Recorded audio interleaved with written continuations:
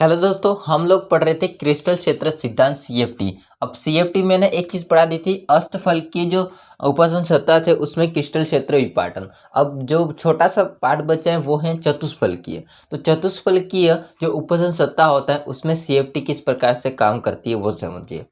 अगर हम दोस्तों बात करेंगे तो ये जस्ट जो अष्टफलकीय होता है उसका उल्टा होता है। आप लोगों ने अष्टफलकीय वाली पढ़ रखा होगा, इसलिए मैं यहाँ पर बहुत आसान तरीके से इसको समझा देता हूँ। देखिए, चतुष्फलकीय में देखा जाए तो इसके अंदर जो भी केंद्रीय धातु परमाणु होगा उसके अंदर भी कितने कक्षक हो जाएंगे? 5 डी कक्षक हो जाएंगे। 1 2 3 और 4 5। ठीक है, फर्स्ट हो जाएगा, उसका नाम हो जाएगा डी एक्स वाई। सेकेंड का नाम हो जाएगा डी वाई जेड। थर्ड का नाम हो जाएगा डी जेड एक्स या एक्स जेड। और फोर्थ का नाम हो जाएगा D X square minus Y square. और लास्ट का नाम हो जाएगा डी जेड स्क्वायर। आप लोगों को पता है कि ये जो तीनों होते हैं दोस्तों, ये तीनों अक्षों के मध्य स्थित होते हैं। इनकी अगर संरचना में आप देखोगे तो यह तीनों अक्षों के मध्य स्थित होते हैं। बट दोस्तों ये दोनों होते हैं वो अक्षों पर स्थित होते हैं, एक्स वाई जेड अक्षों पर स्थित होते हैं। अब होता है क्या, इसको समझिए। जो तीन कक्षक होते हैं D X Y, D Y Z, D Z X, इनको दोस्तों नाम देते हैं हम लोग T2G। इनका क्या नाम देते हैं हम लोग? T2G। तो ये हो जाएगा T2G, तीन कक्षक। बाकी दो कक्षक होते हैं, इनका नाम देते हैं हम लोग EG। क्या नाम देते हैं? EG, T2G और EG। तो ये तो है दोस्तों जब मुक्त धातु आयन होगा उस टाइम पे डी कक्षक। ठीक है, मतलब अपना जो धातु होता है चतुष्फलकीय की, हम एक संरचना के बारे में देख लेते हैं। जैसे हमारे पास में कोई भी मेटल होता है, इस मेटल में चतुष्फलकीय की संरचना कैसी होती है? तो एक ऊपर से इलेक्ट्रॉन देता है लिगेंड, एक आपका नीचे से इलेक्ट्रॉन देता है, और एक आपका सामने से, ये सामने से बड़ा बना रहा हूँ, और एक दो नीचे से। ठीक है, ऐसे। तो इनके क्या होता है, अक्षों के मध्य स्थित हो, मतलब अक्षों से लिगेंड होते हैं, इलेक्ट्रॉन लेकर के आ रहे हैं। तो जो अक्षों के मध्य उपस्थित जो लिगेंड होते हैं वो लिगेंड इन कक्षों पर ज्यादा प्रतिकर्षण उत्पन्न करते हैं। देखो एक बात समझिए ध्यान से, लिगेंड होता है जिस दिशा में आ रहा है उसी दिशा में अगर कोई कक्षक है डी कक्षक, केंद्रीय धातु परमाणु का डी कक्षक, तो उस पर ज्यादा प्रतिकर्षण होगा क्योंकि उसमें उपस्थित इलेक्ट्रॉन और जो लिगेंड इलेक्ट्रॉन लेकर के आ रहे हैं उन दोनों के मध्य प्रतिकर्षण होगा, ऋणायन और ऋणायन के मध्य।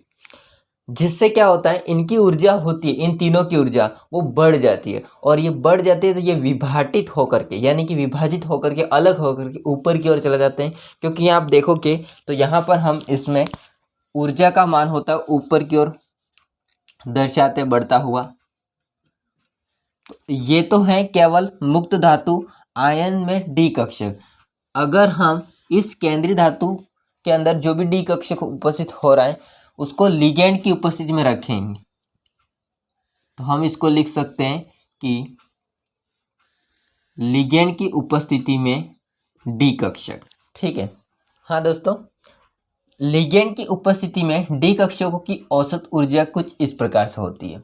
अब जैसे लिगेंड आते हैं अक्षों के मध्य से होकर, लिगेंड जैसे अक्षों से मध्य से होकर के आते हैं तो जो T2G के कक्षक होते हैं वो ऊपर की ओर विपाटित होकर के चले जाएंगे। तो जो आपके तीन कक्षक होंगे वो ऊपर की ओर जाएंगे ऐसे, और इनका नाम क्या है? इनका नाम है T2G कक्षक। कौन कौन से हैं? तो DXY, DYZ, DZX। बाकी दो कक्षक होते हैं वो नीचे चले आएंगे ऐसे, और इनका क्या नाम है? तो इनका नाम है DX square minus Y square DZ square. ठीक है, इनको क्या कहा जाता है दोस्तों? तो इनको कहा जाता है EG, इनको क्या कहा जाता है? T2G। ठीक है, अब मैं इनके मध्य जो डिस्टेंस होता है, जो ऊर्जा का अंतर होता है उसको लिखता हूँ। देखिए, इन दोनों के मध्य जो ऊर्जा का अंतर होता है, हालांकि इसको अगर इस कक्षक से संबंध खींचा जाए तो इसको बोला जाता है बेरी सेंटर।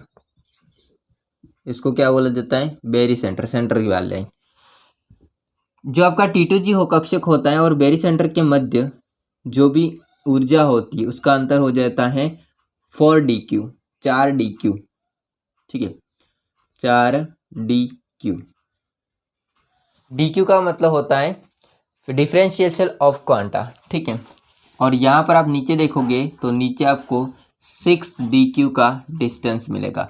और ये टोटल कितना होता है दोस्तों? तो टोटल जो होता है ना, टोटल जो होता है इसको हम कहते हैं दोस्तों, या तो इसको आप 10dq कह दो दोनों को मिला करके, या फिर इसको कहते हैं डेल्टा टी।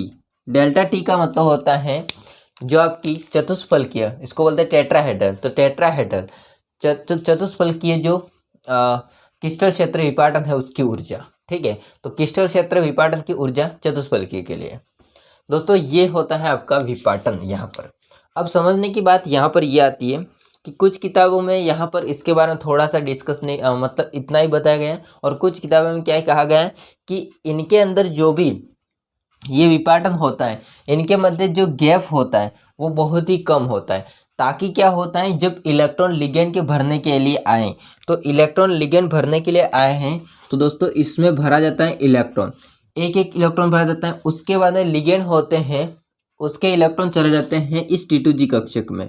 तो जब T2G कक्षक में जाएंगे तो युग्मन नहीं होगा। अब युग्मन नहीं होगा तो हम क्या कह सकते हैं कि इस चतुष्फलकीय उपसन सत्ता में जो क्रिस्टल क्षेत्र विपाटन होता है इसके द्वारा निम्न प्रचक्रण संकुल नहीं बनता। क्योंकि देखो इसमें 2 इलेक्ट्रॉन भरे, इसके बाद इसमें चले गए, तो फिर तो क्या होगा, बाहर वाला डी कक्षक ही सेलेक्ट करेंगे जब संकुल बनेगा तब। मैंने आपको पढ़ा है वीबीटी थ्योरी में, ये जिनको समझ नहीं आ रहा है वीबीटी थ्योरी जाके देखिए वीडियो। अगर यहाँ पर इलेक्ट्रॉन भर दिए तो अब लिगेंड होते हैं, उसके इलेक्ट्रॉन होते हैं वो बाहर वाले डी कक्षक सेलेक्ट करेंगे। जब बाहर डी कक्षक सेलेक्ट करेंगे तो उसको बोलते हैं हम लोग उच्च, या फिर हम कह सकते हैं उसको बाह्य कक्षक संकुल, ठीक है। तो यहाँ पर युग्मन नहीं होता, ये कुछ किताब कहता है, तो मैं वो भी आपको बता दूंगा, ठीक है। बस आप लोग इतना ध्यान रखिए।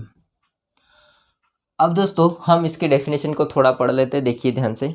डेफिनेशन दोस्तों देखिए, चतुष्फलकीय संकुल के विरचन में, चतुष्फलकीय संकुल होता है इसके विरचन में डी कक्षकों का विपाटन अष्टफलकीय से उल्टा तथा कम होता है। यही मैंने आपको बताया है यहाँ पर कि एक तो उल्टा हो रहा है, ये तो आपको दिख रहा है, बट यहाँ पर इनके मध्य कैसा हो रहा है, विपाटन कम हो रहा है, ये बता रहा है, ठीक है। जैसे कम होने से क्या होगा, यहाँ इलेक्ट्रॉन एक एक आएंगे, अब कम ही ऊर्जा देकर के ऊपर वाले में चला जाएंगे, मतलब इसमें युग्मन नहीं होगा दोबारा से, ठीक है।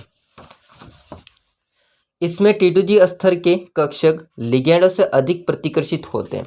आप देख रहे हो तो T2G होते हैं प्रतिकर्षित होकर के ऊपर चला जाता है लिगेंडों से। क्यों? क्योंकि वो अक्षों पर स्थित है, और अक्षों पर स्थित होने की वजह से जो भी चतुष्फलकीय लिगेंड होते हैं वो अक्षों से होकर के आते हैं इलेक्ट्रॉन देने के लिए, किसको, केंद्रीय धातु परमाणु को, ठीक है।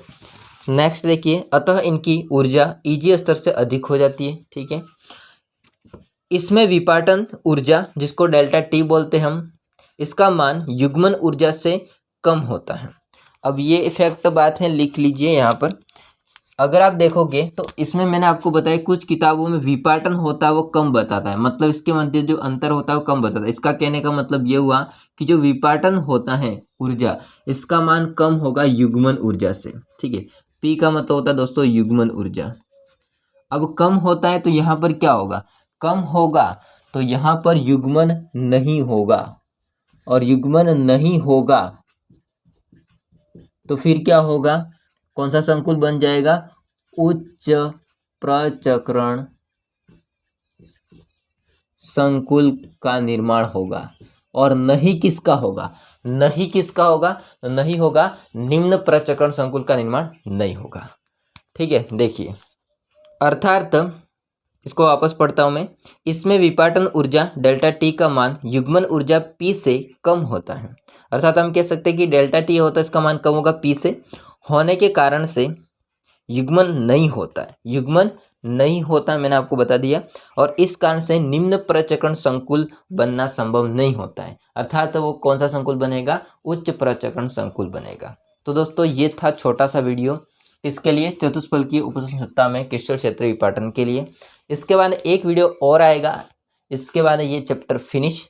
अब हम ऑर्गेनिक केमिस्ट्री स्टार्ट करेंगे इस चैप्टर के बाद में। तो ये वीडियो कैसा लगा कमेंट करके बताइएगा, वीडियो अच्छा लगा हो तो लाइक कीजिए, चैनल को सब्सक्राइब नहीं किया तो कर देना। मिलते हैं नेक्स्ट वीडियो में, तब तक ले जय हिंद, वंदे मातरम।